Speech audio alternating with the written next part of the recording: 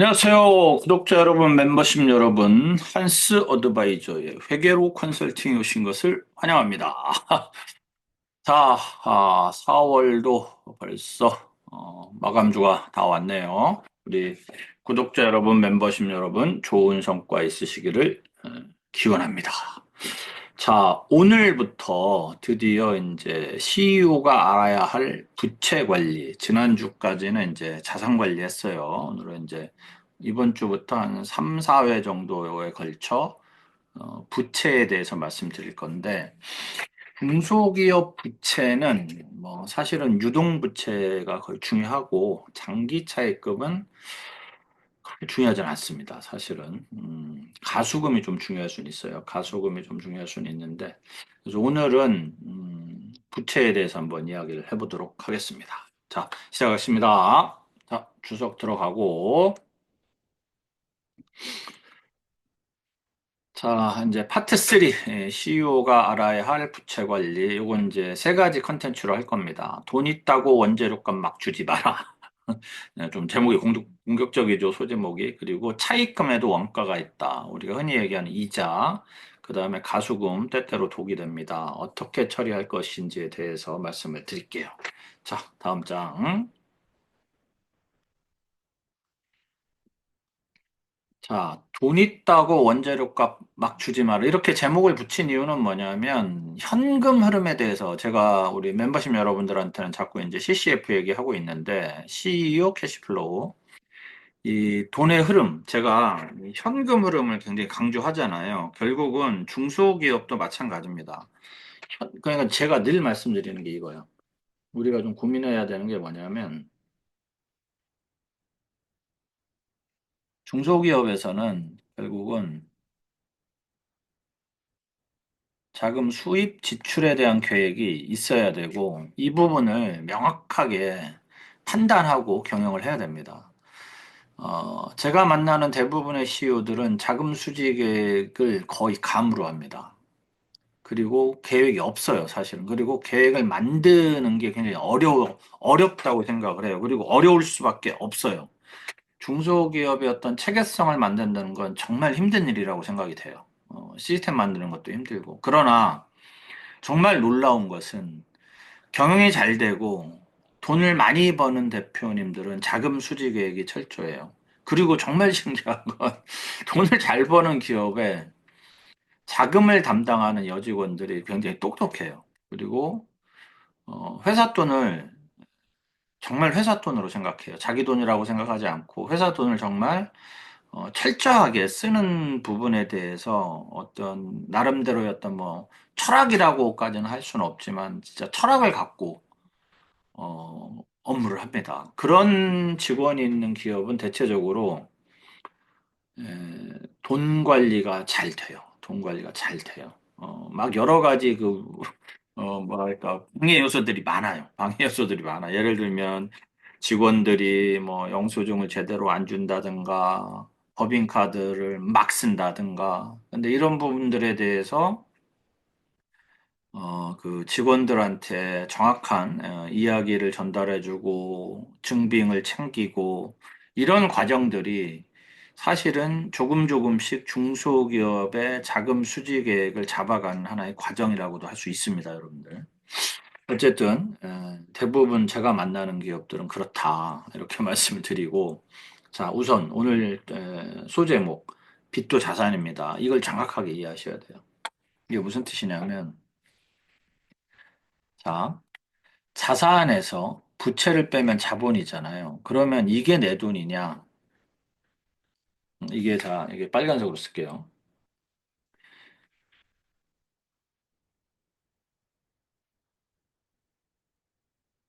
이게 내 돈이냐라고 표현하면 좀 그렇지만 하여튼 이게 그 기업의 돈이냐? 아니죠. 이건 아니야. 그럼 어떤 게 기업의 돈이냐면 이게 내 돈이야. 이게. 결국은 이런 거죠. 이거를 바꿔볼게요. 자산은 부채 더하기 자본이에요. 결국은 부채도 자산이고 자본도 자산인 거예요. 이걸 이해하셔야 돼. 이게 이게 생뚱맞아 보이지만 이거 이해되시죠? 자, 여러분들은 이렇게 생각하시면 돼요. 자, 여러분들 여러분들의 아파트가 10억이라고 합시다. 10억인데 이 중에 4억이 부채고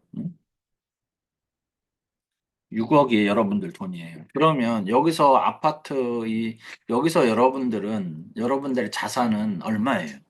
4억이에요? 10억이에요? 6억이에요? 10억이에요? 10억이죠. 이걸 이해하셔야 됩니다. 그래서 빚도 자산이니까 어떻게 해야 돼? 빚도 잘 써야 되고, 빚도 활용을 잘 해야 돼. 그래야 기업을 잘 경영할 수 있는 거예요.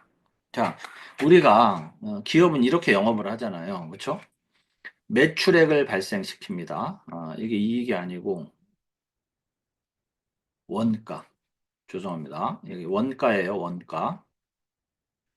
매출에서 원가 빼고 관리 비용 빼고 이자 비용 빼면 일반적으로 기업이 드디어 이익이 남는 거예요. 이게 그 기업에 들어오는 현금인 거예요. 그렇죠? 이걸 가지고 경영을 하는 거야, 쉽게 얘기하면. 그렇죠? 자, 보세요. 매출이 발생되면 자산은 이렇게 돼 있잖아요, 일반적으로. 매출 채권, 재고자산, 고정자산. 그렇죠?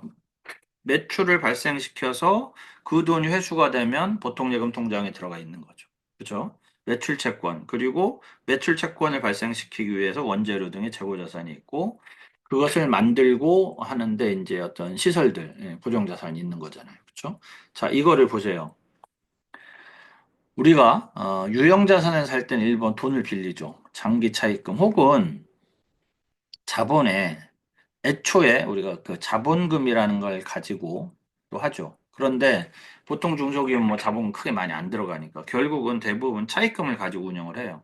결국은 이 부채라는 것, 빚도 자산이라는 것을 완전히 이해를 하셔야 됩니다. 그걸 이해를 하시고 그럼 어떻게 돼요? 이렇게 운영이 되잖아요, 부채. 자, 고정자산, 장기 차입금, 재고자산. 내가 돈이 많으면 내 돈으로 사면 되지만 은행에서 운전자금 빌려서 원재료 사고 그 다음에 어디서 또 돈을 빌리는 건 아니지만 원재료를 빌려오는 거예요. 우리는 외상으로 사오잖아. 매입 채무가 외상 매입금이죠. 외상으로 빌려왔다는 건 뭐예요? 내가 빚이 있다는 거죠. 그쪽에 우리는 이런 재료를 가지고 왔어요. 이런 재료를, 이건 잘 안 보여. 이런 재료를 가지고 왔어. 재료를 가지고 왔어. 재료를 가지고 왔을 때 우리는 재료를 받았지만 이 재료를 사용하고 나서 물건을 만들어서 판 이후에 이 재료를 가지고 온 매입처에 뭘로 줘요? 현금으로 주죠. 채무죠. 그리고 또 이런 채무만 있는 건 아니야. 직원들이 열심히 일하고 한 것에는 노동의 대가를 줘야 돼. 급여를 줘야 돼. 이런 미지급금 혹은 세금도 내고 또 기타 비용들 들어가는 것들이 있겠죠. 전기세도 들어갈 것이고 뭐 여러 가지가 들어갈 거 아니야. 그런 부분들도 다 현금으로 돌려줘야 돼. 빚이죠. 그런데 이런 부채들을 잘 활용을 해야 돼. 이게 중요해. 자, 월급을 주는데 그냥 일한 만큼 월급을 주잖아. 직원들한테 월급을 주는데 월급을 줄 때 이런 거잖아요. 생산성에 맞는 월급을 주는 방법을 끊임없이 고민을 해야 돼요. 저 직원은 한 명이 내가 100만 원을 주면 1000만 원의 어떤 매출을 일으킬 수 있어야 이익이 남는데 그렇지 못하고 저 직원은 500만 원의 매출을 일으킬 수밖에 없다고 하면 그 직원은 결국은 해고를 해야 되거나 이렇게 되겠죠. 경영을 위해서 냉정하게 보면 결국은 뭐예요? 모든 부채, 결국은 비용과 같은 것들인데 이런 부채들을 잘 활용을 해서 자산화시키는 거예요. 좋은 자산을 시키는 거예요. 이게 중요합니다. 그래서 빚도 자산이라는 개념을 대표님들이 정확하게 이해를 하고 있어야 돼요. 그리고 그것을 통해 가지고 궁극적으로 경영의 목표인 이익을 극대화시켜 가야 됩니다. 그래서 부채를 잘 활용을 하셔야 되는 거예요. 그래서 CEO가 부채 관리를 정말 잘해야 됩니다. 자산 관리도 잘해야 되지만 부채 관리도 잘해야 좋은 자산 관리를 할 수 있습니다. 자, 우리가 일반적으로 매출 채권이 증가하면 덩달아 매입 채무도 증가하죠. 많이 팔려면 원재료도 많이 사와야 될 거 아니에요. 그렇죠? 매출 채권이 증가하면 당연히 비용도 증가합니다. 팔기 위한 관리 비용이 많이 들어가겠죠. 당연히 매출 채권이 증가하면 이익이 증가합니다. 결국은 여러분들 이 두 가지에 대한 것은 결국은 내 자본 아니면 부채인데 잘 보세요, 여러분들. 이렇게 얘기하면 좀 억지이긴 하지만 우리가 부채를 타인 자본이라 그러고 자본을 자기 자본이라 그래요. 근데 중요한 건 뭐냐면 기업 입장에서는 타인 자본과 자기 자본에 대해서 그 기여도에 대한 그 지불 책임이 있어요. 이게 좀 이거 쉽게 풀어드릴게요. 타인 자본에 대해서는 이자라는 것으로 사용료를 내고 있고, 자기 자본은 중소기업은 잘 안 하지만 사실은 배당 등으로 주주에게 자본 사용 비용을 지불하게 되어 있거든요. 결국 그렇잖아요. 그렇죠? 결국은 이자 비용도 지불하고 배당도 지급해야 되는 게 기업의 어떤 하나의 어떤 그 경영 과정 중에 하나이잖아요. 결국은 내 돈이든 남의 돈이든 비용 지불을 한다는 거예요.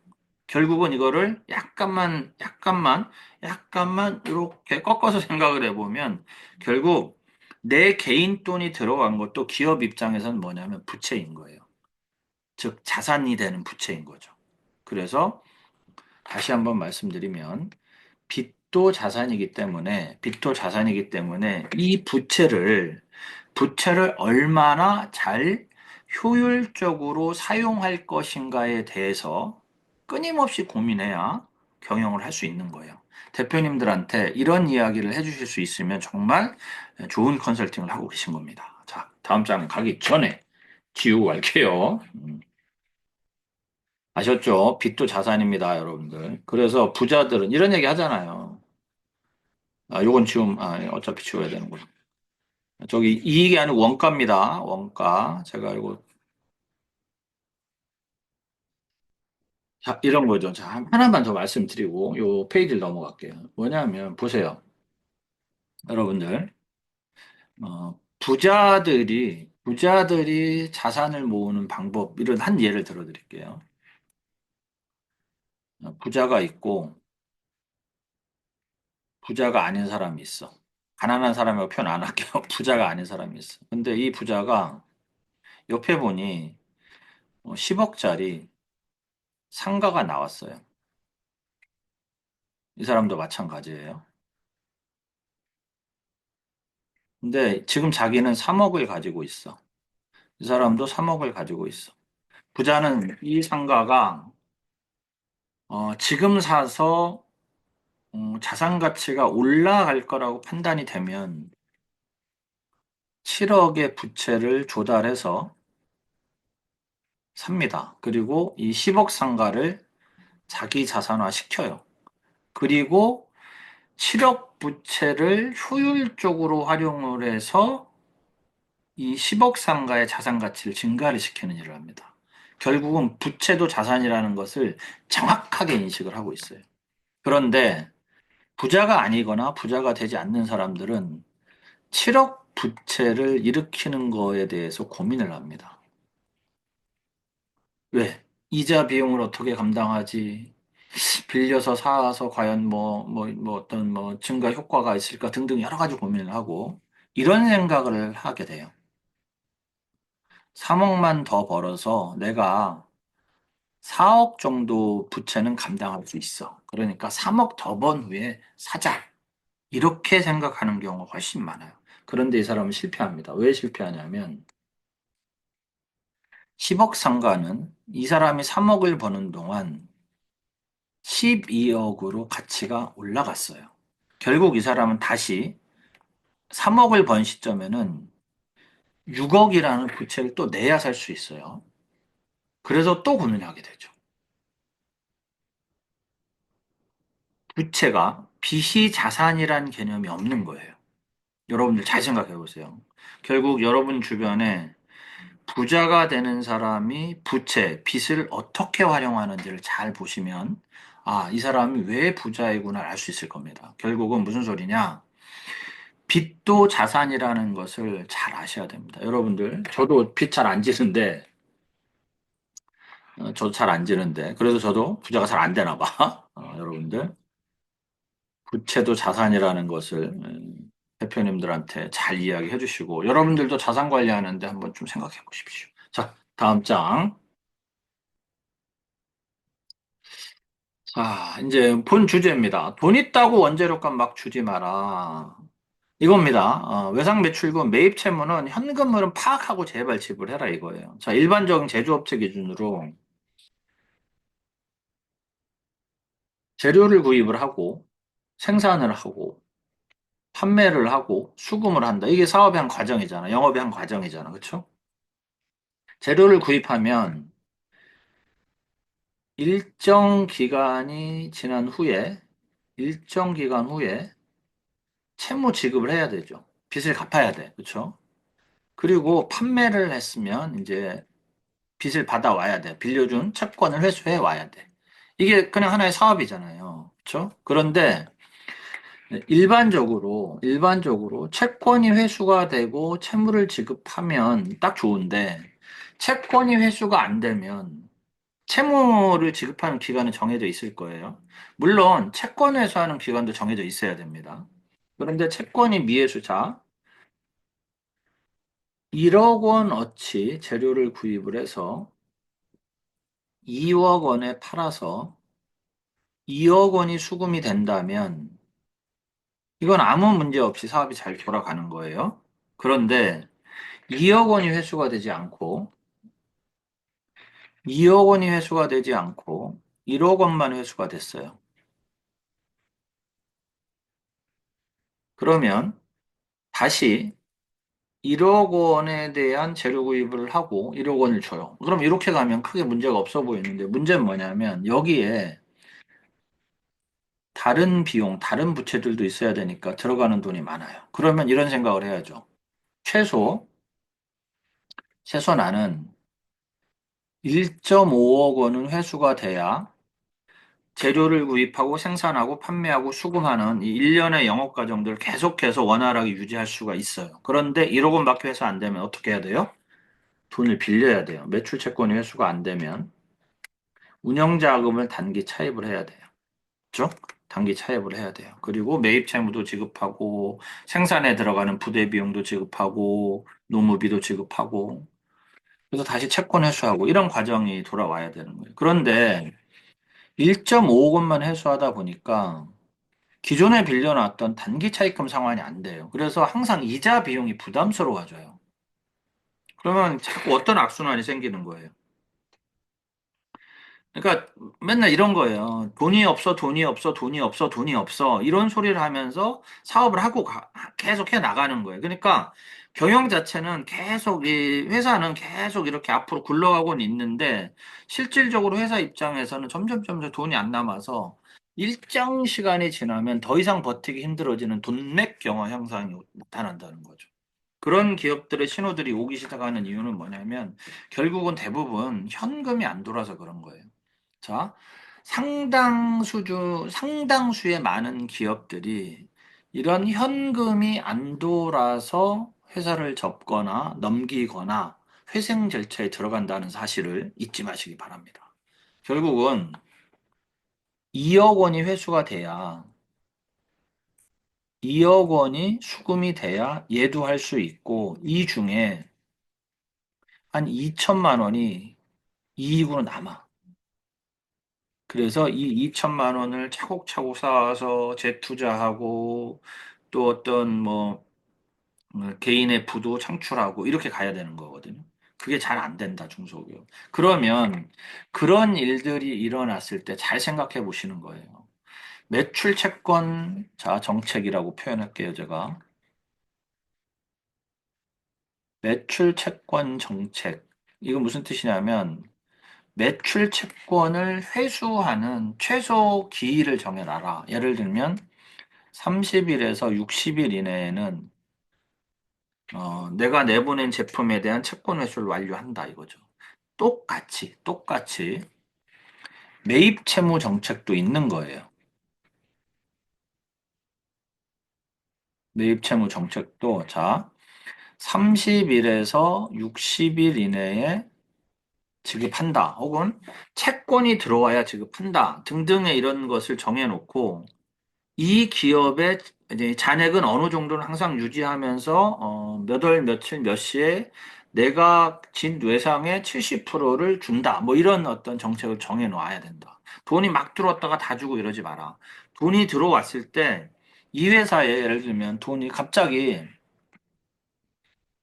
3억 원이 수금이 돼가지고 이 회사에 1억 원, 한 2억 원이 있어요. 2억 원이 저기 재료비가 있는데 매입 채무가 있는데 난 항상 1억 원씩 줘요. 매월 1억 원씩 주는데 이 회사에서 갑자기 지금 너무 힘드니까 2억 원 좀 다 달라. 좀 주면 안 되겠냐. 그러면 그래 힘들다고 줘. 줄 수도 있어. 뭐 이거는 어쩌다인데 지금 내가 경영 CEO 입장에서 보니까 지금 2억 원을 주면 혹시 다른 어떤 뭐 내가 다른 기업에서 1억을 받아야 되는데 못 받았을 경우에 나는 돈을 빌려야 되는 상황이 될 수도 있어. 이런 자금 수지 계획을 판단하고 있다고 하면 지금 제가 1억 원을 드릴 수 없습니다라고 이야기할 수 있어야 된다는 겁니다.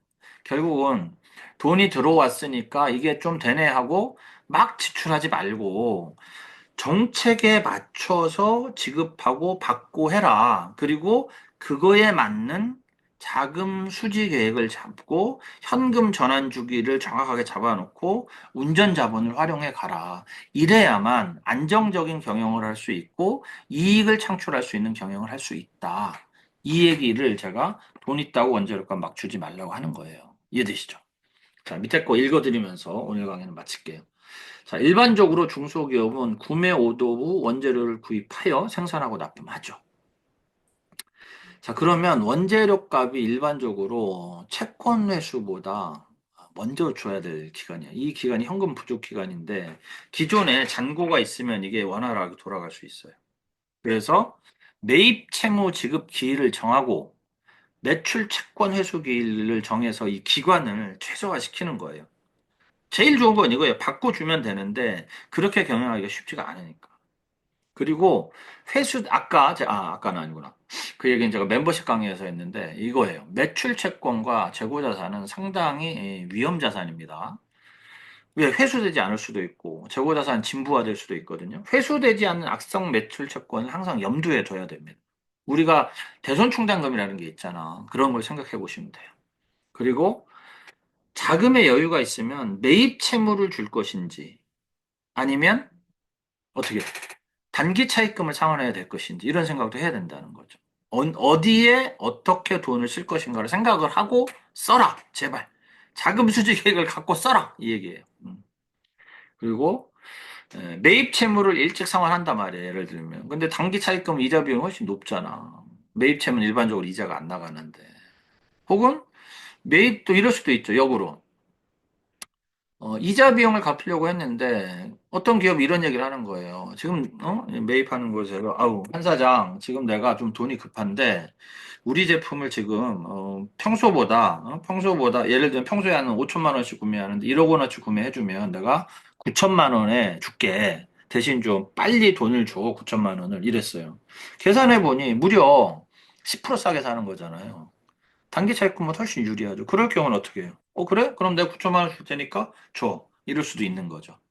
여러 가지 어떤 경영 상황, 영업 상황이 변화가 할 수 있고, 이 변화에 맞춰서 자금 수지 계획을 가지고 있고, 일정 수준의 어떤 현금을 보유해라. 그러기 위해서는 진짜 돈 있다고 해서 함부로 쓰지 말아라. 그런 뜻에서 제가 돈 있다고 원자력값 막 주지 말라고 말씀드리는 겁니다. 그래서 부채 관리에 있어서도 이런 겁니다. 부채도 자산이기 때문에 가장 효율적으로 사용할 방법을 생각하고 경영하십시오. 대표님, 우리 구독자 여러분, 멤버십 여러분. 자, 오늘 강의는 여기까지고 인사드리고 마무리하겠습니다. 좀 지울게요. 자, 여러분들 4월도 이제 다 갔고, 그렇죠? 여러분들 뭐 원하시는 성과 이루시길 바라겠습니다. 그리고 대표님들하고 좋은 그 경영 컨설팅도 잘 하시길 빌게요. 자, 인사드리고 마무리하겠습니다. 여러분들 이제 제가 컨설팅을 하면서 이제 느끼는 거예요. 중소기업의 어떤 시스템을 만들어주는, 그래서 제가 요즘 노션을 많이 공부를 하고 있는데, 제가 이제 어느 정도 이제 이렇게 그림을, 아웃라인을 잡았습니다. 그래서 중소기업 대표님들에게 쉽고 어렵지 않게 적용할 수 있는 것들을 한 10가지 정도 생각을 해놨어요. 그래서 이 10가지 정도의 노션 템플릿을 활용한 경영 컨설팅 방법을 우리 여러분들과 공유할 수 있도록 하겠습니다. 자, 여러분들 4월 마감도 잘 하시고 좋은 성과 이루시고 특히 환절기 건강 조심하시고 저 훌쩍훌쩍 그렇죠? 환절기 건강 조심하시고 다음 주에 뵙도록 하겠습니다. 자, 이만 마칠게요. 자, 감사합니다. 마치겠습니다.